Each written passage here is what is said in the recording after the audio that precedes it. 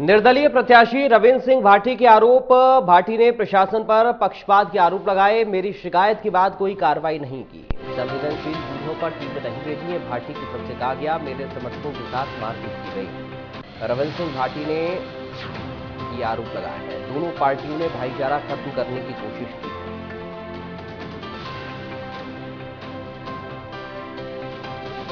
अभी वार्ताओं का दौर चल रहा है और जैसे ही कोई निष्कर्ष निकलता जल्दी आप। अभी आपने एक आरोप लगाया कि कल मैंने कई बार फोन किए, कई बूथ पर हमारे साथ सही नहीं होता, बूथ कैप्टन के भी आरोप लगाए, वहां पुलिस नहीं पहुंची है, क्या? बिल्कुल, कल मैं कंट्रोल रूम में ही था। सुबह से लेकर शाम तक कई जगह ऐसी ऐसी घटनाएं हुई। मैंने इनको बूथ नंबर, लोकेशन के साथ साथ तमाम वो चीजें उपलब्ध करवाई, पर उसके बाद में भी कई जगह 3-3 घंटे तक कोई जाब्ता नहीं पहुंच पाया। कई सारी अप्रिय घटनाएं हुई।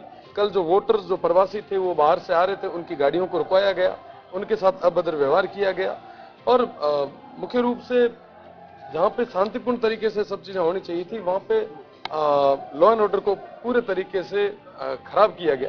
तो उन तमाम लोगों के खिलाफ कार्रवाई होनी चाहिए। बायतू के अंदर कई सारी घटनाएं हुई, जिसके अंदर एक घटना के अंदर कई सारे युवाओं के साथ मारपीट की गई।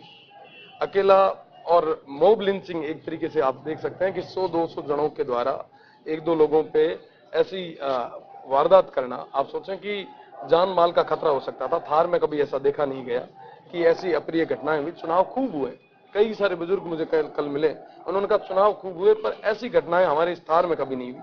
तो कहीं ना कहीं ये माहौल खराब करने का, सौहार्द खराब करने का प्रयास एक हुआ। आपकी पुलिस अधीक्षक की वार्ता हुई, क्या आप संतुष्ट नहीं हुए उनकी कार्रवाई से? तभी आपको बाड़मेर से यहाँ पर आना पड़ा। मैं कहना चाहूंगा कि बालोतरा के अंदर बायतू विधानसभा आती है। बालोतरा जिले में मेरे 3 जिले हैं, बाड़मेर, जैसलमेर और बालोतरा। बायतू कॉन्स्टिट्यूंसी के अंदर सबसे ज्यादा संवेदनशील बूथ थे।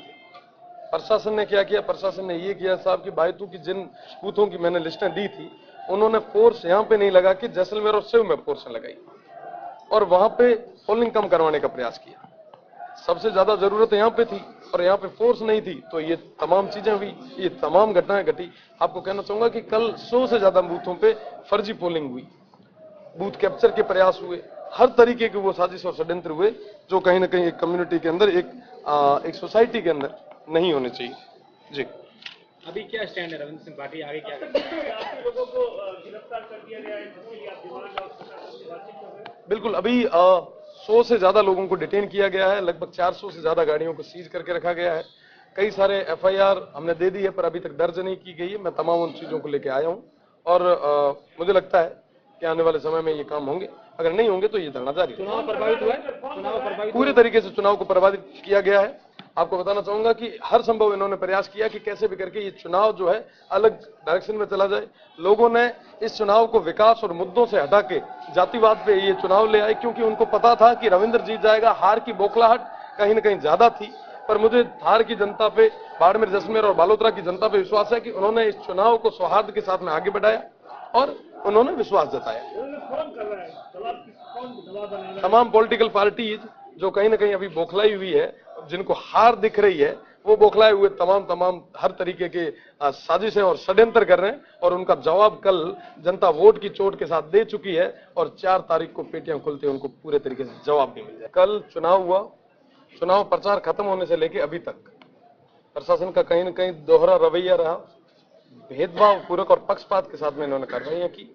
कई सारी गाड़ियों को बिना किसी रीजन के जब्त किया गया।